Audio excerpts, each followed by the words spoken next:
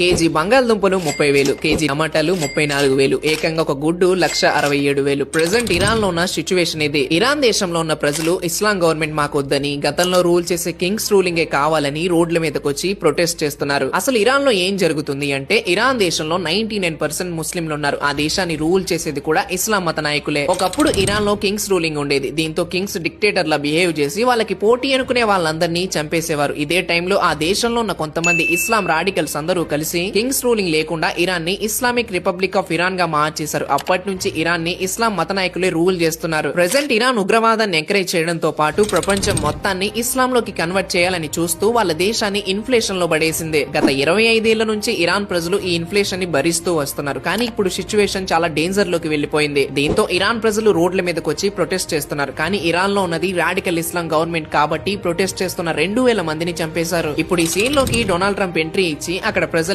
హాని చేస్తే మేం మీ పైన దాడి చేయాల్సి వస్తుందని వార్నింగ్ ఇచ్చారు. ఒకవేళ అమెరికా ఇరాన్ పై దాడి చేస్తే మాత్రం 3వ ప్రపంచ యుద్ధం జరగడం ఖాయం.